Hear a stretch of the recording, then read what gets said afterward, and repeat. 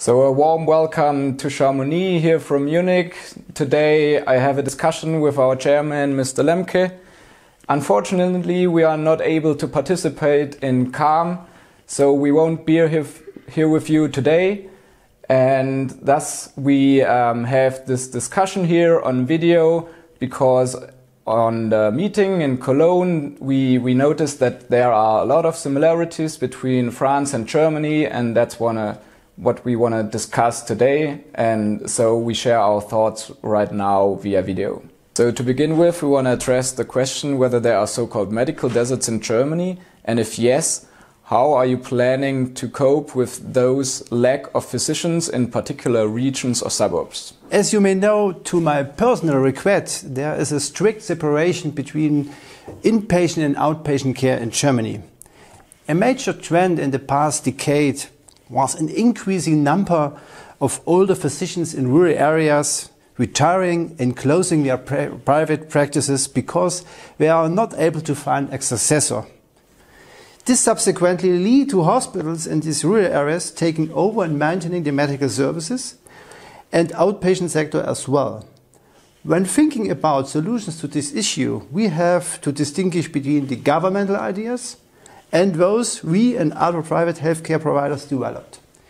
The central government, as well as the local authorities, provide incentives for physicians to move to rural areas. For instance, free provisions for practice rooms, surcharges on reimbursements of medical services, and, very important, scholarships and partial financing of their studies under the condition that they move to the countryside for a certain time of period.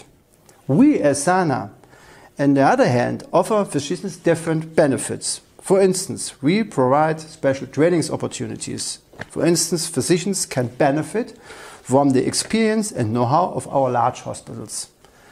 Second, if possible, we organize medical specialties in our smaller hospitals under the joint management of a head physician of a nearby larger hospital. This also includes financial incentives. Moreover, for a physician to become head of a department in one of our large hospitals, it is seen as a mandatory step in his career to have spent some time at a smaller hospital. And last but not least, ultimately, we strengthen the use of digital infrastructures and services, and particularly telemedicine, to link our smaller hospitals with the whole SANA network in order to provide extensive medical know-how for rural areas remotely. For our next question, we want to touch the topic of emergency care. Do you also have a large number of patients that come to the ER without any urgent medical condition just because it's free of charge? Welcome to the club! We have been experiencing this phenomenon in Germany for quite some time now. There are several reasons for this development. On the one hand, Germans in general are among the leaders in terms of physicians' consultations, many of which, however, are unnecessary. Due to a strictly capped total budget for outpatient services for patients with statutory health insurance, many physicians' practices only accept patients with private health insurance towards the end of each quarter, or close up altogether, since we don't get reimbursed for medical services. In the absence of other alternatives, patients then go to the emergency rooms of the nearest hospital, which is convenient for them as it promptly provides the full set of diagnostics rather than waiting for appointments at different physicians for weeks. And I haven't mentioned the best part yet. Until the end of 2012, there was a quarterly fee of €10 if you had an appointment at the physician. If you went to the emergency room and did not have any life-threatening conditions, you had to pay €10 as well. After the abolition of the fee by the government, the number of patients coming up the emergency rooms increased dramatically. This is called steering effect.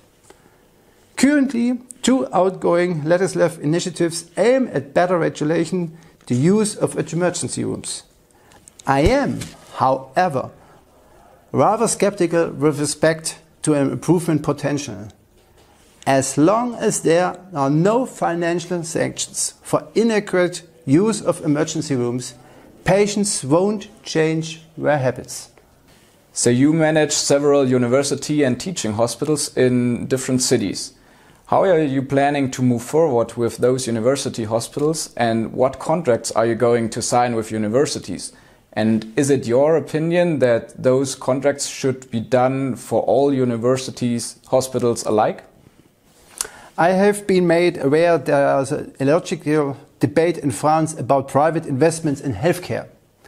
This is particularly true in the field of university hospitals, which brings us back to the similarities between France and Germany mentioned in the beginning. In Germany we have different models with respect to management of university hospitals.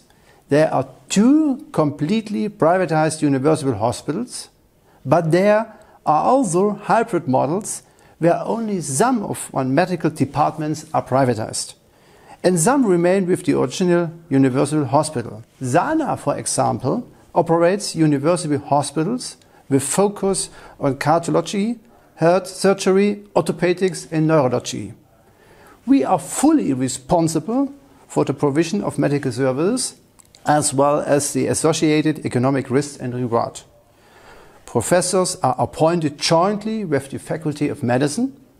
However, they are employed by Sana. In cooperation with Faculty of Medicine, research and teaching is carried out.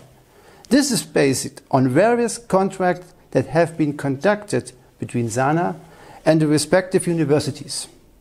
Generally, our facilities are located on a common campus so that medical infrastructures and rooms for research and teaching can be shared. In my opinion, our model combines Sana's hospital management competence with the public needs of teaching students and conducting qualified research. Fast and efficient decision-making process and a patient-centric mindset are further success factors. For our last question, we want to make a deep dive in the German healthcare system. On the one hand, we have the federal, and on the other hand, we have the state departments of health. And compared to the highly centralized French system, the German system is rather decentralized. And in your opinion, does this model function well, and does it offer the best quality and care at the best price? And don't you think that we should rather hit the reset button together and rebuild a common system in France and in Germany that is very well adapted to the challenges of the 21st century? Basically, our description is correct. In Germany, the respective federal states are responsible for hospitals. The state ministry in Berlin is responsible for the legislative framework which concerns above all financing aspects of the system.